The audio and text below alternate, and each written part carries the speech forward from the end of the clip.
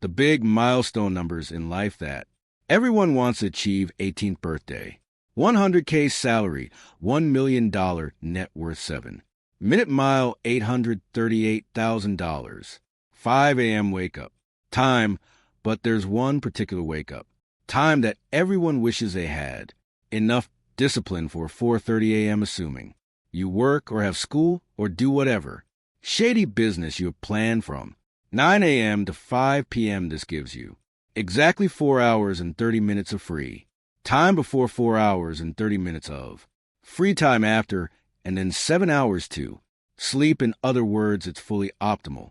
And I know this picture might be hard to understand if you use a 24-hour clock that has no AM or PM, but luckily you can fix that by going into your phone settings and switching the time to the correct way, because I know for a fact everyone who uses 24-hour time pretends to understand it, but they're all secretly converting everything back to American in their heads anyway. Looking at the schedule, not all of this free time is completely free. You know, I'm ignoring the time it takes to travel and get ready and brush your teeth and cook and clean and do homework. But the point still stands: if you wake up like everyone else does, which is as late as they can get away with, and you go to sleep like everyone else does, which is also as late as they can get away with, then pretty much all your free time will end up clumped together in one big block at the end of the day. And we all know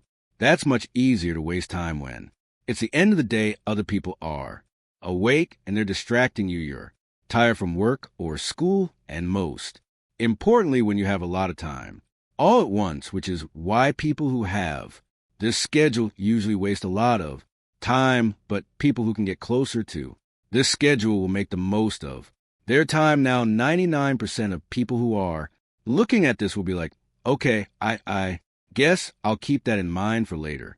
But right now, sleep is kind of low priority for me.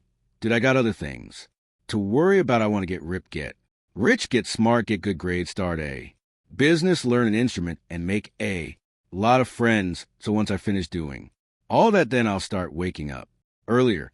But what these people fail to realize is that waking up at 4:30 a.m. doesn't count when you're 95 years old. And besides, going to sleep earlier and waking up earlier will get you closer to all the things you want to achieve in life. It'll indirectly fix every single problem you can think of. The problem is when you Google how to wake up early, the advice you get is just hard to follow.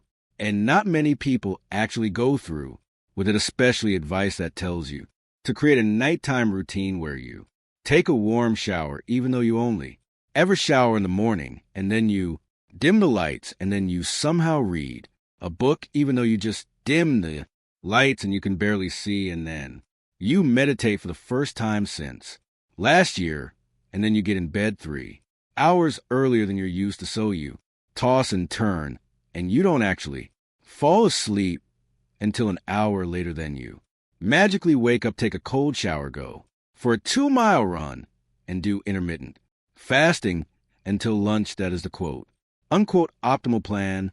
But no matter how good this advice is, it just relies on you suddenly getting the motivation and willpower to do this giant list of things that you've never done before, and to keep on doing it every day for the rest of your life. So instead, here is an easy technique that you can do right now. It's called the 1 alarm method. Basically, you train yourself to automatically associate the sound of your alarm with waking up, just like how dogs automatically associate this word with something bad. I'm not going to say it out loud in case any dogs are watching this, but you get the idea. Step 1 is to delete all your extra unnecessary alarms that you use. If you're the type of person who sets your alarms like this, first of all, you'll never find someone to live with. And second of all, you should delete them, because it might work sometimes, but it's teaching your brain that when you hear an alarm sound, you don't have to take it seriously. Step 2 is to practice hearing your alarm jumping out of bed and immediately doing stuff that'll wake you up. You can practice this any time of the day. Even now, here's what I do. Set your alarm for 1 minute turn off the lights so it's dark and get into bed, and pretend to go to sleep with the blankets on top of you and everything. When you hear the alarm go off, immediately get out of bed, switch off the alarm and turn on the light, and you can add a few more steps to that if you want. The more the better, like get up, switch off the alarm, open the curtains, stare out at the sky, stretch, drink a big gulp of water, turn on the lights, go into the bathroom, splash some cold water on your face, and grab your toothbrush. This whole routine takes about 1 to 2 minutes. And when you're done, repeat this entire process again at least 5 times. Then, step 3, the next time your alarm actually rings in the morning, your brain will be conditioned to immediately wake up and do this entire routine. And over time, the habit will get stronger and stronger. It'll basically be muscle memory. So now that you know how to wake up at any time you want, it's time to actually fix your sleep schedule so that you can wake up at 4:30 a.m. and actually have a productive day. There's a bunch of little things that go into this, so I'll split it up into levels. Level 1 is moving back your bedtime. Let's say your current sleep schedule is sleep 12 a.m., wake up 7 a.m., but you wanted to be sleep 9:30 p.m., wake up 4:30 a.m. Instead of immediately trying to follow the schedule on day 1, just start here and move your bedtime and wake up time back by 15 minutes each day. Just 15 minutes. That means wake up at 6:45 on day 1, 6:30 on day 2, 6:15 on day 3, and keep going. It seems like it's too slow, but actually it only takes you 10 days to get to the schedule you want. The reason this gradual approach works better is because it's harder to mess up, and it also gives you a clear and realistic target to hit every day. Usually people just leave it up to vibes. Most people think to themselves, you know what you know, it would be pretty cool if I just slept in the 9 o'clock today, and then it gets to 9:01 and they think, well, I missed 9 o'clock, might as well shoot for a round number like 9:30, and once it gets to 9:31, they're like, well, now I gotta wait until 10 o'clock, and this continues until the time on the clock hits single digits. Again, it's like trying to hit a target with a dart, except you forgot to buy the target. Most people don't actually plan out what time they're going to sleep. They just leave it for the nighttime version of themselves to figure out. But when you push back your bedtime by 15 minutes a day, you already know from the moment the day starts exactly what time you should be asleep by, and exactly what time to set your alarm for. You know exactly what to do. You just have to do it. Next, level 2, dealing with the screens and the light. Everyone knows by now that bright light, and especially blue light, makes it harder to fall asleep, and you probably already have some kind of blue light filter turned on for a phone and laptop. But the problem here is that the default setting is usually pretty weak. This right here is a case of go big or go home. Turn it all the way up, make it as red as it can get. The more red, the better.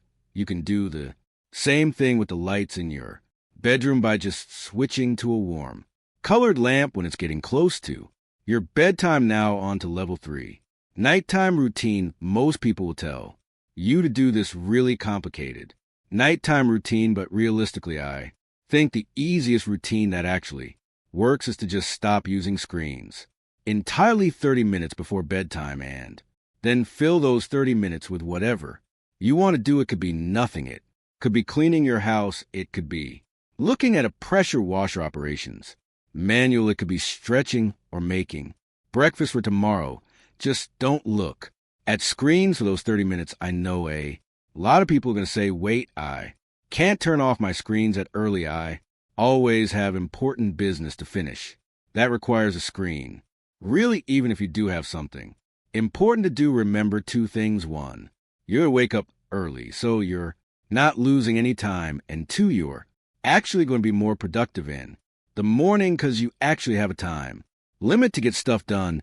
At night, you can just waste 4 hours and then dip into your sleep time to make up for it. So don't give yourself that option. Next, level 4, caffeine and food. Caffeine actually stays in your system for a long time after you drink it up. to 10 hours. And some people can handle it fine, but if you want to make it as easy as possible for yourself, just don't drink any caffeine after lunchtime. Also, the reason I put food here is because, believe it or not, eating too close to bedtime also makes it harder to sleep if you actually try eating your last meal of the day really earlier than. Usually you'll notice it's a lot easier to fall asleep. Next, level 5 exercise. Everyone pretty much knows this. If you're moving around all day and you tire yourself out, sleep comes really easily. So if you never feel tired at night, physical activity might be the answer, like actual tiring physical activity, not bench pressing. And finally, level 6, wake up at the same time every day, even on weekends. I just put this at the end of the list for fun. I know nobody actually does a good night, and as always, I'm collecting donations in the form of